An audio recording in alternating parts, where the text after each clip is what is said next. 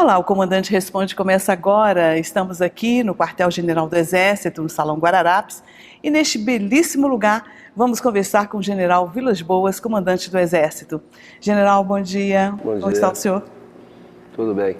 General, hoje nós vamos falar sobre alguns assuntos que foram abordados em mensagens postadas no YouTube. Por exemplo, vários internautas estão falando sobre os movimentos populares por todo o Brasil, sobre manifestações mais intensas nas mídias sociais, abordando as questões relativas ao governo, contra o governo, alguns setores, mas quase sempre falando sobre intervenção militar. E aí eles perguntam qual a percepção do senhor sobre esse momento de insatisfação da população brasileira. Na verdade, o que está por trás dessas demandas são os valores que a nossa força encarna, valores que a sociedade está se ressentindo. Então, eu acredito que essa seja a verdadeira motivação das pessoas ao pedirem presença dos militares. Por outro lado, o Brasil hoje é um país maduro, com instituições plenamente consolidadas e funcionando. Nós temos um sistema de peso e contrapeso que dispensa a sociedade brasileira de ser tutelada. E nos cabe cumprir o que está escrito na Constituição. Ali as nossas missões estão muito bem explícitas. Para o Exército, nós estamos adotando uma linha de atuação com base em 3 vetores. O primeiro é a manutenção da estabilidade. Não só garantir, contribuir para a manutenção da estabilidade, como não causar nenhuma instabilidade de forma alguma. E nós conseguiremos isso mantendo isenção e equidistância de todos os atores que estão operando, né, no sentido de solucionarem as crises que nós estamos vivendo. O segundo vetor é o da legalidade. Nós temos que cumprir as nossas missões respaldado em absoluto, estrito cumprimento do que está previsto em toda a legislação, desde a Constituição, as leis complementares, para que nós tenhamos segurança jurídica para essa atuação. O nosso pessoal não venha a ter nenhum tipo de problema posteriormente. E o terceiro vetor é o da legitimidade. Legitimidade que nos é proporcionada pela manutenção da estabilidade, por agir com legalidade, mas também pelos índices de confiabilidade que a sociedade brasileira nos coloca, em primeiro lugar, junto com a Marinha e a Força Aérea, e também pela nossa coesão. O Exército tem que passar para a sociedade brasileira e todos os atores uma imagem de monolítica, vamos dizer assim, como se fosse uma irmandade. Isso é fundamental para nós e para isso todos têm que contribuir, precisam contribuir. O comando, nosso pessoal da ativa, os companheiros da reserva, a família militar, todos nós temos que estar essencialmente unidos. Esse é o aspecto mais importante. General, mas o ingresso da mulher na linha militar bélica também tem sido um assunto de muito interesse das jovens brasileiras de todo o país. E gostaria de saber do senhor como o Exército tem visto a entrada da mulher nos seus quadros. Bom, esse é um tema realmente motivante e importante. Temos a Maria Quitéria, uma figura emblemática, porque é a patrona do quadro complementar de oficiais. Tivemos as enfermeiras integrando a Força Expedicionária Brasileira na Segunda Guerra Mundial. E desde 1990 nós temos as mulheres em várias áreas do Exército. Já são cerca de 5 mil mulheres que integram o Exército. E as meninas, vamos se preparar, estudar, porque no próximo ano, 2016, já vão poder prestar concurso para ingressar na AMAN. Assim é que em 2017 já teremos as moças em forma no pátio da Escola Preparatória de Cadetes, junto aos rapazes, para que em 2018 já estejam na AMAN, o que vemos com uma grande expectativa, e para isso estamos nos preparando, adequando as instalações, treinando e preparando as instrutoras, de forma que estamos muito contentes de mais este avanço, porque a presença das mulheres dentro do Exército tem sido extremamente positiva. General, e a missão de paz no Haiti permanece na pauta, com muitos elogios sobre a atuação do Exército Brasileiro naquele país. E os internautas gostariam de saber se é verdade que as tropas brasileiras sairão em 2016 do Haiti, conforme tem sido publicado na mídia.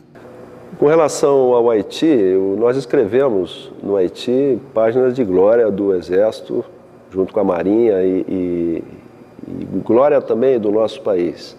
Porque o que outros países não lograram obter, nós o fizemos nesses 11 anos de presença. E até sobre Haiti, não podemos deixar de fazer uma referência ao general Jaborandi, que acabou de nos deixar, estava em pleno cumprimento da missão e deu a sua saúde, né, pelo país.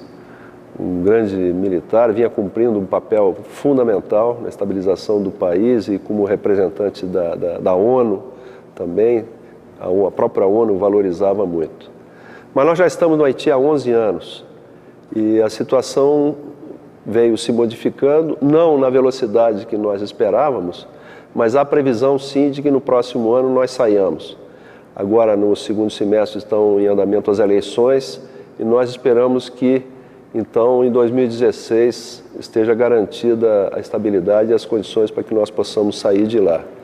E a nossa expectativa é que saindo do Haiti, o nosso Exército e o Brasil, sob mandato da ONU, nós tenhamos tropa em alguma outra parte do mundo, porque é importante que a bandeira brasileira esteja contribuindo para a paz.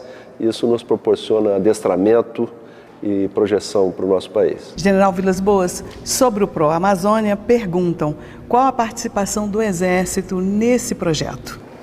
Isso é um projeto fantástico, de iniciativa do comandante militar da Amazônia, o atual general Teófilo, e ele visa basicamente que o Exército seja o polo de integração e de oferecimento de estruturas para pesquisas de interesse científico na Amazônia. Vamos apoiar os pesquisadores, dar sustentação para os projetos de pesquisa. Isso, logicamente, essas pesquisas abrangerão áreas de interesse nosso, militar, tanto operacional como da parte logística e dos pelotões de fronteira também. Também terá um vetor de integração com os países vizinhos e o próprio Centro de Instrução de Guerra na Selva será um centro importante também de integração dos institutos de pesquisa da Amazônia, as universidades. Em Manaus nós temos o INPA, em Belém temos o Museu Emílio Gueldi, estamos em contato já, vamos ter a participação do Ministério da Ciência e Tecnologia, e é algo extremamente dinâmico e temos a nossa perspectiva de que isso vai crescer muito e vai produzir excelentes frutos. General, e sobre os ilícitos transfronteiriços, temos uma pergunta sobre a atuação do Exército no combate a esses ilícitos. Essa é uma questão chave, não só para o Exército, mas para a nação brasileira. Estima-se que 80% da criminalidade urbana, que se verifica nos grandes centros, esteja ligada direta ou indiretamente às drogas, à questão das drogas. E também o contrabando de armas passam pelas fronteiras.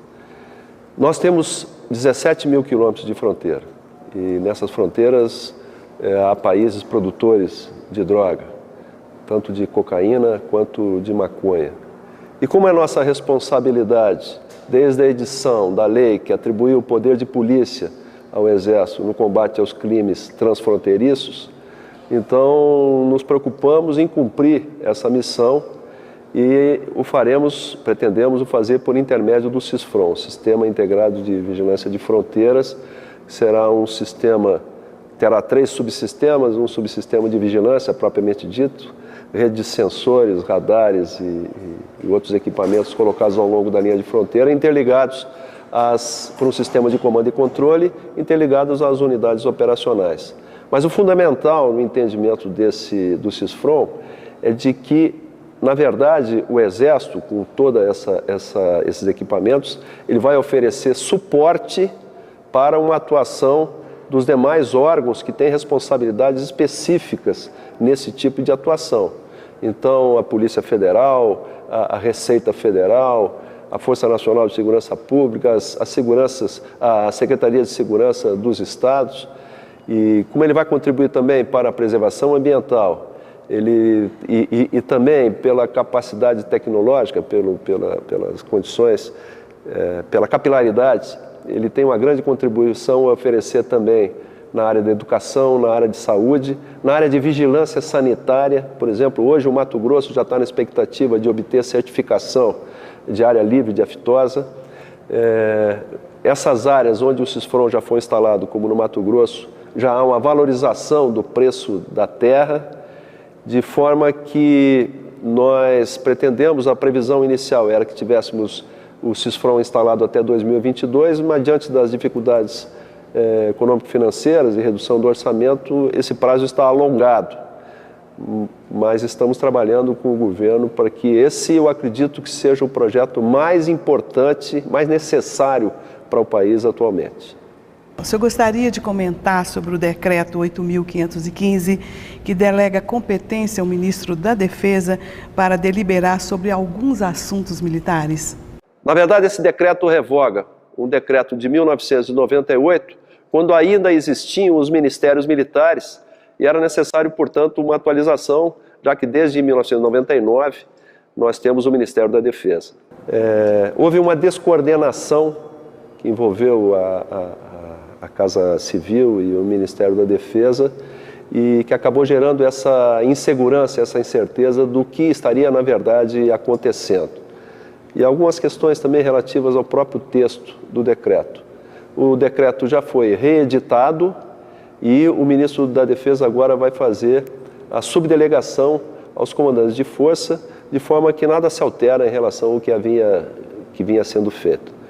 E eu quero destacar, muito importante, que como o ministro da Defesa estava em viagem, estava respondendo o comandante da Marinha, o almirante Léo Ferreira. Então o nome dele constou eletronicamente como se ele tivesse assinado o decreto, mas na verdade não houve assinatura do almirante Léo Ferreira, na verdade ele nem estava ciente da publicação desse ato. Quero que todos os integrantes do Exército estejam cientes de que foi isso que aconteceu.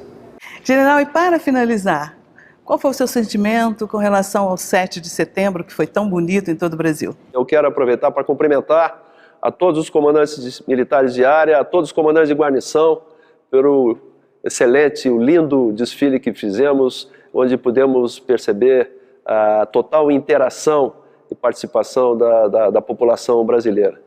E esse desfile deste ano aqui em Brasília teve um ingrediente novo e que acabou sendo considerado o momento mais emocionante, que foi a participação das associações de colecionadores de veículos militares, associações de veteranos da FEB, fizeram um desfile lindíssimo, os nossos representando os pracinhas com as famílias, e realmente foi o ponto alto do desfile em Brasília.